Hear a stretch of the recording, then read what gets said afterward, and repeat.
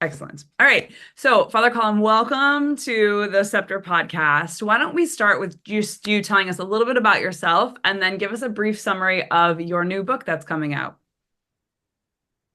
Okay, so I'm a priest with a community called the Servants of the Home of the Mother, founded in Spain in the early 80s by a Spanish priest, Father Rafael Alonso Raimundo, still alive, 77 years old now. Mm. I'm not Spanish, obviously, I'm Irish. I learned about the community through an Irish priest, Father Michael Fitzgerald, and I've been with the community now for 28 years. Mhm. I turned 59 recently. So I left Ireland when I was 31 to join the community in Spain. Mhm. Mind you, I had left Ireland earlier, like when I was 19, to work in England, and I returned and finished my studies and went back to London for a few years. I grew up in an Irish Catholic family. Mhm. Um, my parents got married in their early 30s. My father was 32, my mother was 31, and within 10 years they had 9 children, all boys. Wow. So, uh, yeah, I grew up in a family of, well, 10 men and my mother.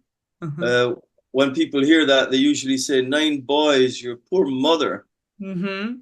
And my eldest brother answers when he hears that, he says, my poor mother, if there had been 10 more of us, it might have been an even match, I love meaning that that. she was well able for her 9 boys, Mhm. 10 including her husband. Mhm. And I think I went the route of a lot of people of my generation, Mhm. left the practice of the faith, not really for intellectual or spiritual reasons, but just out of kind of a stupid boredom, I suppose you could say, Mhm. and the excitement of the world and the flesh. Sure. There wasn't much more to it than that. Uh, and then Very. at the age of 31, I had an experience of conversion. I suppose I was kind of fed up with the whole scene, you know. At the Mhm. age of 31, I started to think again and had a bit of sense. Mhm. Um, I had an experience of the Lord's mercy and forgiveness and a kind of a call to return. And I went to confession, having Mhm. been away from confession for about 18 years, Wow. and experienced a huge relief and peace and restoration of one's dignity and interior freedom and so on. So the Wow. more I got of that, the more I liked it. Mhm. And eventually, I started going to mass every day, and very soon received the sense that I was being called to the priesthood. Wow. So when I heard the missions of the Home of the Mother, to which I belong now, Mhm. the defense of the Eucharist, the defense of the honor of our Blessed Mother, especially in the privilege of her virginity, and the Mhm. conquest of young people for Christ, it resonated with me in a very deep and immediate and powerful way. Mhm. And I went out to Spain to check them out, and I've been there ever since. I'm actually in Ecuador now. I'm stationed in Guayaquil in Ecuador. Mm. We have 6 communities here, 4 of sisters, 2 of priests and brothers. You might have heard of our Sister Claire Crockett, Mm. who died in the earthquake in Oh. Ecuador in 2016, 8 years ago. Mhm.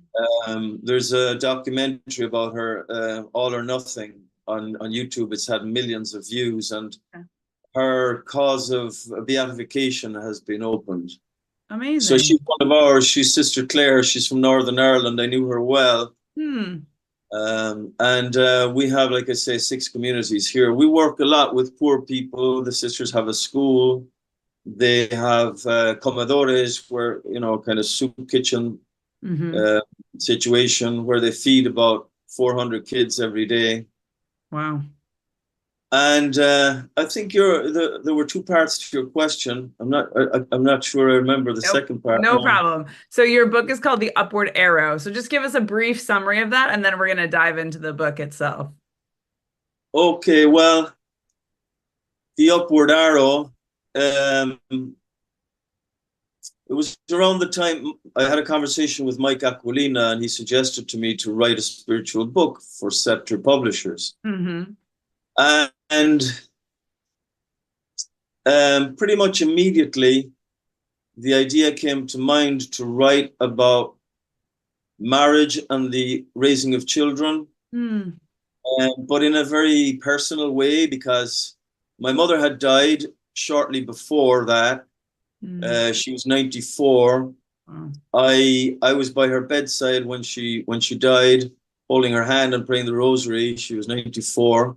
Mm-hmm. That was May of last year, and then I was sent out here to Guayaquil in Ecuador about a week and a half later. Wow. So, and my father had died. I presided his funeral as well. My father had died about 6 years earlier, Mm. and when your parents die, I think it provokes reminiscence and Sure. reflection. Mm-hmm.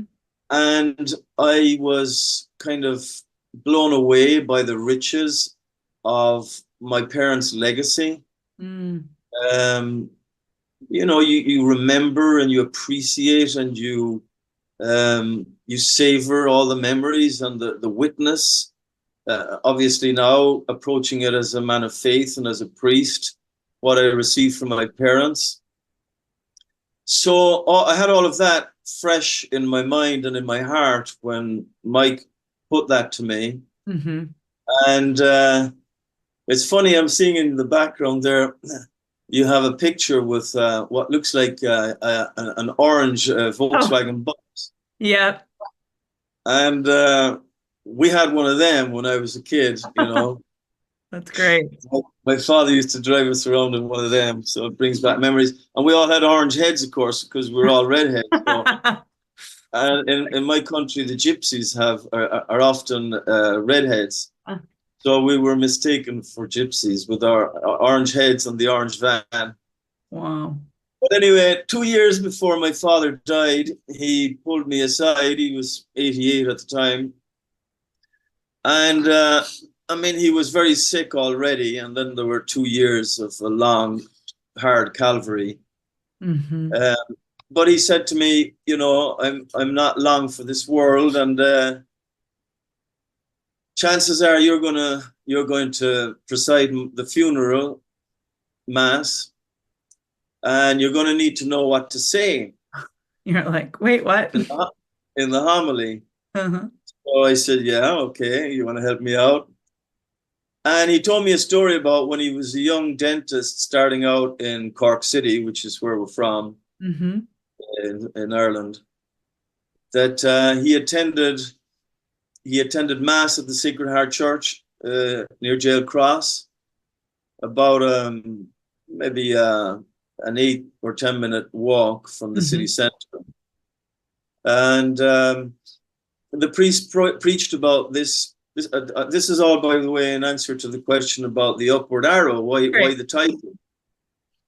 So the priest preached about this young doctor who was starting off, and he had his surgery on the third floor of this building in the city. And he had a bronze plaque stuck to the wall saying Dr. John upstairs with an arrow pointing upwards, the upward Okay. arrow.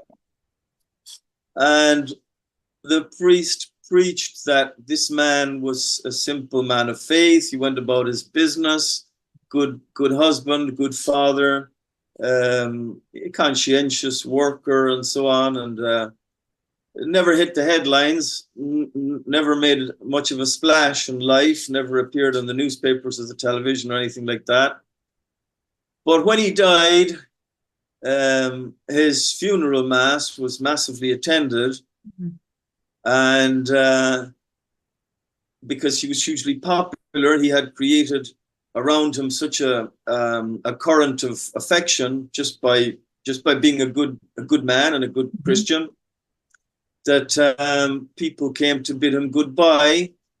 And when they arrived at the cemetery, somebody had taken the plaque with Dr. John upstairs and the arrow pointing heavenwards, Hmm. and stuck it to the tombstone beside his name. Okay. So my father told me that story. I hadn't heard it before. Mm-hmm. And he said that when he heard that, he thought to himself, that's my spirituality. That's how I'm going to try to live. Hmm. Beautiful. So, and he said, so tell them that in the homily and just wrap it up. Tell, And that's it. tell them I didn't always get it right, but that's what I tried to live by. Simple Hmm. life, do what I'm meant to do with love for God and love for people. And it kind of summed him up, you know. Mm-hmm. But at the same time, I want to get across how he and my mother were spiritual warriors and how holiness is a messy business, and the domestic scenario is very often a war zone. Mm-hmm. And there's lots of heartache and even bloodshed, you know.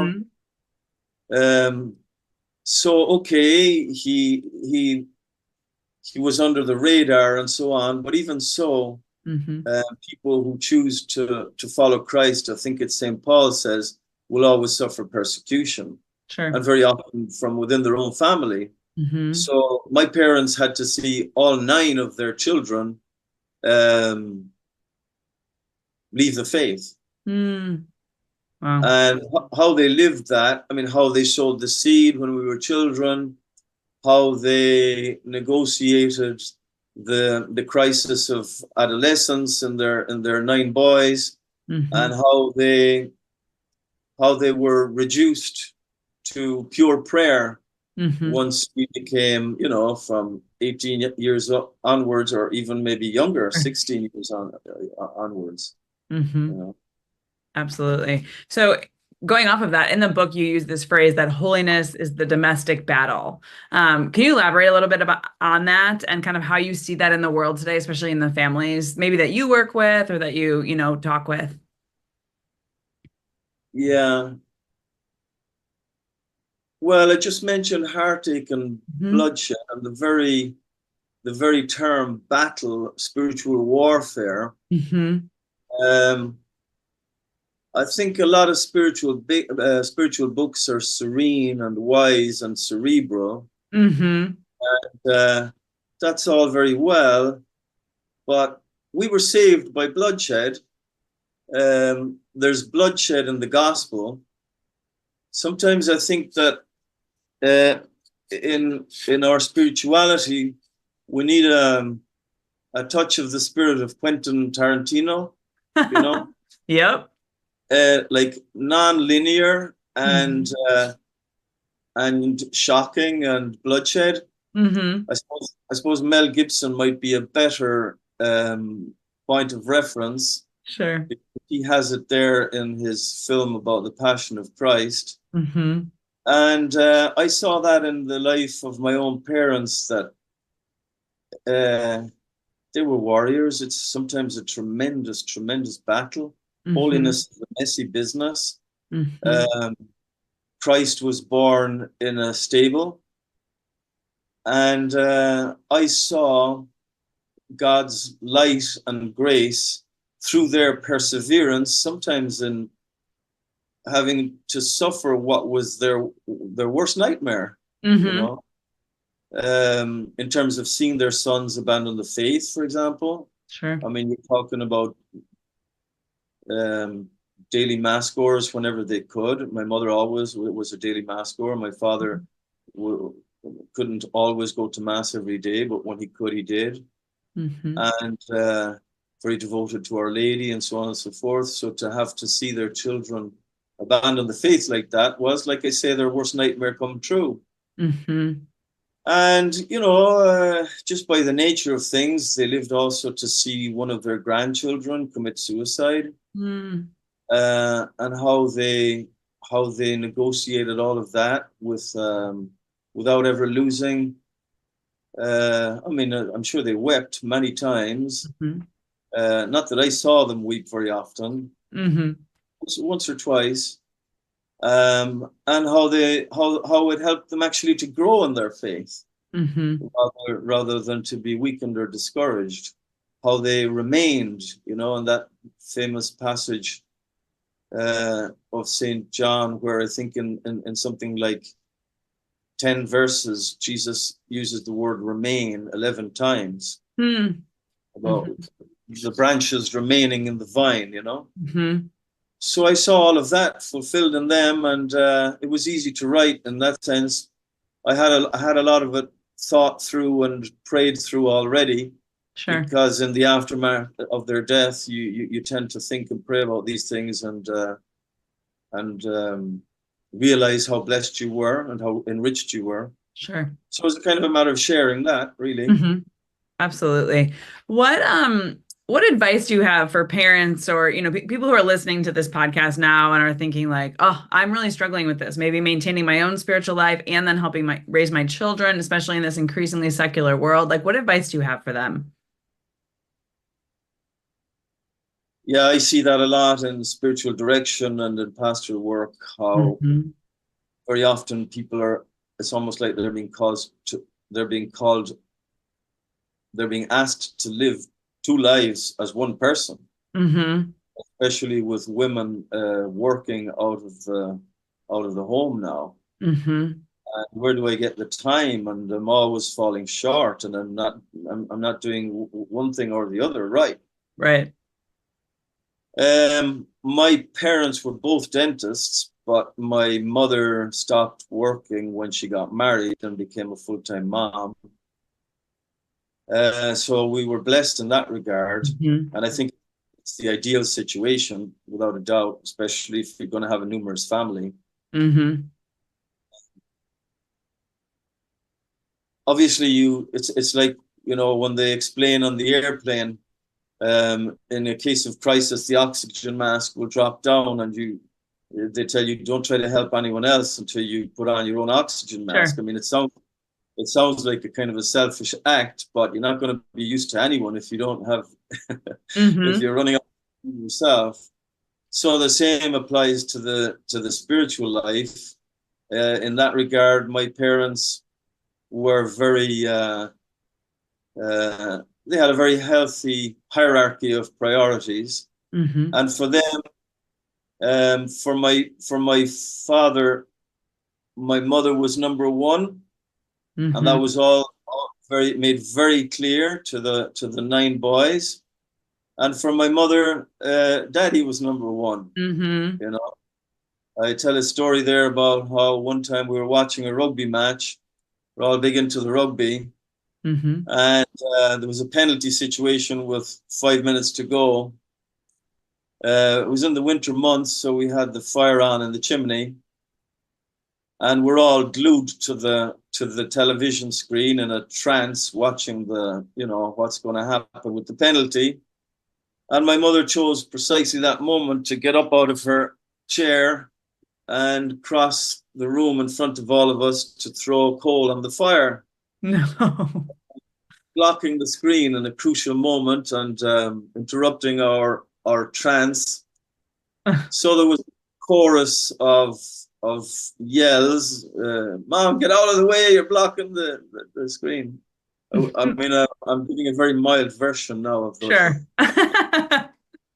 but yeah, it was not nice, the reaction.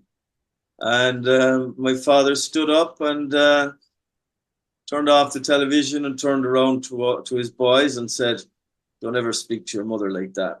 Wow. Out, out, the whole lot of you, out, out." Wow. And he threw us all out of the room.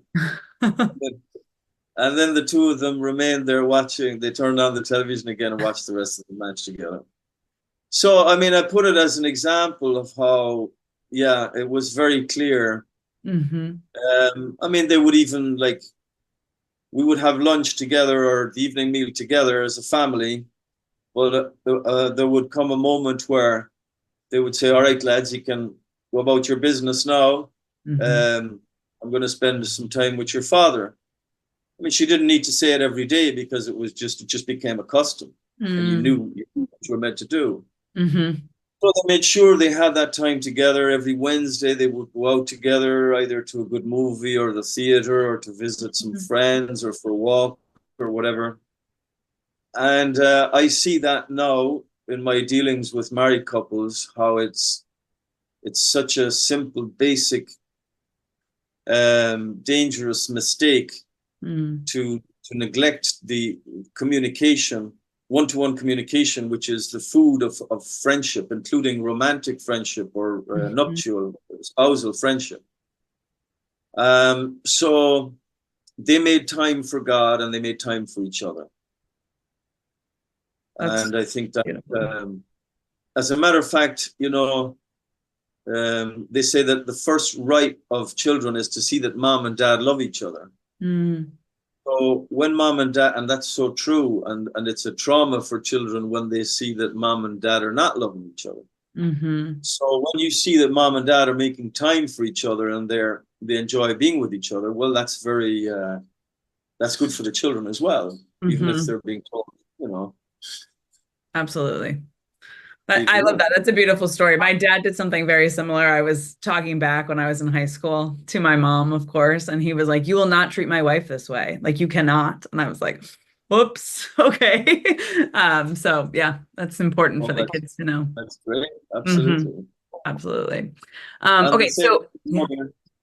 go The ahead. same with my mother. I never saw her correct or contradict my father or give a different, different criteria or Yeah, totally they were aligned. they were on the same page. I mean, they had spiritual direction as well. There was a father of Hanlon that they used to go and visit, Mm. and I'm sure they discussed matters with them, and he helped them discern. But yeah, they were very much on the same page, Hmm. which at the time used to drive me crazy as a teenager. Of course. Um, I perceived in them, a kind of a stubbornness, Mm. but it was a serene, strong. Um, I wouldn't say it's stubbornness now. It was just a serene strength in the truth. And the best way to love your children is to love God, to love Christ, who is the truth, more than your children. Yep. Now, when we got older and we stopped listening, or we would reject a lot of the criteria we were given and the teachings we received, um, they would say things to us, but often they would allow months or maybe even years go by, Mm.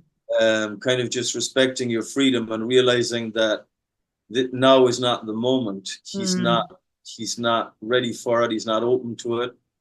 And my mom would launch what I call mom bombs every now and again, and my father too. Uh-huh. One-liners about, yeah, you Mm. need a good confession. You're not going to have peace until you make a good confession. Wow. That'll be it.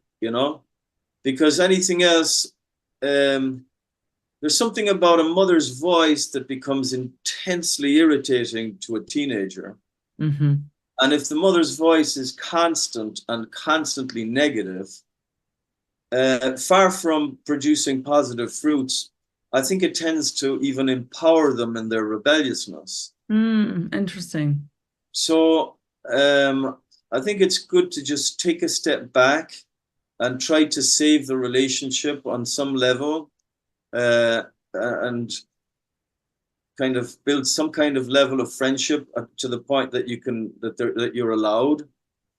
And then every so often, obviously, pray continuously to the Holy Spirit and to Our Lady.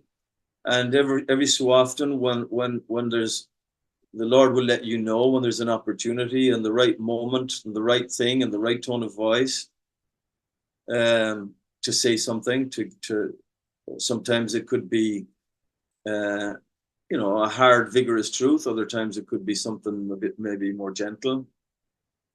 But I just think the mom bomb approach is more effective than the machine gun approach. I love that idea, the mom bomb. That's great. Hopefully everyone will take that into at heart. Um, let's dive in a little bit into the specifics of your book. Chapter 4 has kind of a unique title. It's called The Satanic and Nathanic Moments. Can you explain a little bit about what that means and kind of what you go into in that chapter? Well, I suppose Nathanic is a play on the name Nathan, the prophet, satanic, and Nathanic. The prophet Nathan, as you know, was sent to David after he had sinned with Bathsheba and covered it up. Mm-hmm. And so he covered it up pretty much in front of everyone. Mm-hmm. Adultery and murder Mm-hmm. of Urias the Hittite. And he had effectively succeeded in covering it up from himself as well. Mm-hmm. He had buried it somewhere in the underworld of his conscience. Mm-hmm. And the Lord sent the prophet to him, and he told him this little story about this man who had a lovely little sheep, and he was very fond of the sheep and so on. And this king came and took the sheep to feed a friend. And David rose up in righteous anger, and he said, "Who is that man? He deserves death." And the prophet said to him, "Well, I like to think of him pointing his finger and saying, that man is you. Mm-hmm. You are that man." And immediately David says, "I have sinned before heaven and before God," I think is his response. And then Nathan says, the Lord has forgiven your sin, but there are consequences. There's a Nathanic moment as well in the gospel where Simon the Pharisee has invited Jesus to dine with him in his home. And he has these secret little thoughts going on in his mind, judging the woman who touched Christ to wash his feet, and judging Christ. What kind of a prophet is this guy? He doesn't even realize that this woman is a prostitute, and so on and so forth. So he has this going on, these thoughts going on in the secrecy of his heart. Mm-hmm. And the Lord does the same as Nathan. He tells him a little story. And he's opening him up the same way, the same way that Nathan does. And I think the Lord does this with us as well. He certainly does it with me, because sometimes we succeed. You know, we sit on our little throne and we look around and we're judging, and we're you know, we have it all figured out except for ourselves. So the Lord then kind of turns the tables on him and says, "Do you see this woman?" And of course, Simon had not really seen the woman. Right. He was processing reality according to other categories that were neither human nor Christian. So the Lord lets him know, and he confronts him. First of all, he responds to Simon's test. Okay, you think I'm not a prophet because I don't know who this woman is. Not only do I know who this woman is, I know who you are too. And your most secret inner thoughts are no secret to me. So he responds in that way to Simon's test, and kind of leaves him exposed in his own home before all his guests and before himself. Now we're not told how Simon responded to that, although I have some hope that he might have responded with humility. But anyway, the point is how I suppose a good spiritual book should have Nathanic moments. A good spiritual retreat. In our prayer life, we should have good Nathanic moments where we're kind of shaken a little bit, knocked off our stride, woken up. And that's what I'm getting at there. Satanic moments, I think I say, tend to be sweet and separate you from God. Not always, but very often they're sweet. They appeal to our pride or our pleasure, and they separate us from God. whereas Nathanic moments tend to be rough and shake us up, and they're unpleasant, but they bring us closer to God, closer to God and to neighbor. They produce conversion. I love it. That's excellent. And hopefully so helpful for the people who read the book. I'm curious, what do you hope people take away when they read your book? Oh, what a question. Just a few things. No, I think I can answer that. Yeah. Yeah. I think overall, I want it to be, and I think it is, it's not really my story, it's my parents' story. I think it's tremendously uplifting. Like I say, holiness is a messy business, and very often we have this kind of purist notion of holiness that everything has to be clean and perfect. And that's why I mentioned the importance of messiness and bloodshed and warfare and heartache and heartbreak and headaches, because in the midst of all of that, and I mean, I don't want my 8 living brothers to lynch me, so I haven't given all the details, you know. Sure. But I have communicated some sense of how flipping difficult it is, and how messy. But in the middle of it all, God's grace does something irresistible and powerful and beautiful and transformative. And as the years go by and you have more perspective and you can take a step back, you can see, wow, there's every chance that this person is a saint. You know, in the midst of all you've seen, and you know their faults and their mistakes and so on and so forth. And the sense of failure they had to struggle with so often, obviously. God's work was accomplished. Of the 9 sons, 8 have returned to the faith. Wow. And some in a very, very committed way. I have a brother who defined himself for years as an atheist. His wife was diagnosed with cancer 2 days after the wedding. Wow. He married late in life. They already had a child. And her entire reproductive system was removed. She was about 30, 31. Wow. And they had 2 years then of a long Calvary of cancer. And she died in her early 30s. Wow. And my brother is now a daily mass goer. The cross humbled and converted him. And he said to another brother of mine that his main motive in life now is to get to heaven to see Martina again. Beautiful. So in the midst of that, of the cross and of the, you know, which is harrowing, it was a harrowing situation, to see how the Lord knows what he's doing. And he brings people into another level of humanity. And I would say again, of holiness. And I mean, my brother is, he's a widower now and has been for going on, well, for over 10 years, I'd say. But he's a very happy man in the Lord and in the faith.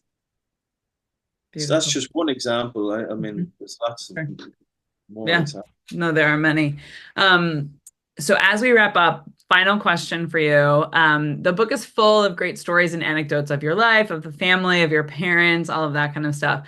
Can you tell us a story that didn't make it in the book so that people read all the stories that are in the actual book, but tell us another story that from your family that maybe got cut out of the original of your book that you can share? Good Lord. I'm sure you have many. Well, I'm sure I have, but if they're not in the book, it's because maybe I didn't want it to get out there. Oh, okay. Yeah, I'd have to think about that one, Katie. That's fine. You can share a favorite from the book if you want to. I mean, the one thing I don't tell in the book is my own story, my own conversion. And I suppose I could tell a story there. I'm not sure if it's in the book. Sure. where I think it is in the book actually, but anyway, I'll tell it anyway. Great. Tell us. I was 19 and my mother said to me, I think I saw my mother cry maybe 2 or 3 times in my life.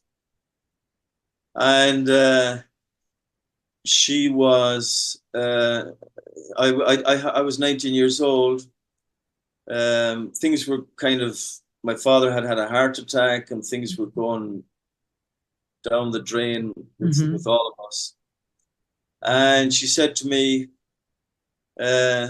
God gave me your 9 souls to bring you back to him so that we could all be together in heaven with him. And the way you're all going, I'm not going to be able to do it. I'm not going to be able to fulfill my vocation as a mother. Wow. And I mean, I don't remember the exact words, but that was the idea. And she cried. And I said to her, Mom, why do you worry so much about everything? You know, this was my 19-year-old wisdom. Yep. And she changed from crying to complete droll sarcasm, and she said, "For the fun of it." So, why do you worry so much? For the fun of it. But those tears, sadly I didn't respond at the time when I was 19 or 20 or 21. But I like to think that 12 years later, they bore fruit in my life. It wasn't from anything that my mother directly said to me the moment of my conversion, or my father, or anyone else for that matter. It was just a special grace that I had of kind of contact, a sense of the Lord's presence while I was actually driving my car. But I have no doubt whatsoever that, like St. Augustine, I'm a child of my mother's tears and of my father's prayers. So that's the best I can do. That's good. It's a beautiful story. And I'm sure that will give a lot of parents hope too, because I think so often parents look at their children, especially who have fallen away, and think like, it's over, they've left, I've failed as a parent. But God's grace is great, and time sometimes can heal those wounds and bring people back. Absolutely. That's what it's all about. Ultimately, it's about, I think I have a chapter in there about having a heart for the long haul and knowing how to wait and persevere and have faith, and to retain your spirit of laughter and joy and hope, and laugh at the devil and his false victories. And ultimately, we have the Lord's promise. I love it. Father Colum, this was great. Any last words of wisdom you want to share with us before we sign off? Well, I would just reiterate that not to expect everything to be always clear and pure, that holiness is a messy business, but our Lord was born in a stable, and the gospel too is full of warfare and bloodshed and heartache, and triumph and salvation. Beautiful. I love it. Thank you so much for this conversation. My pleasure. God bless you.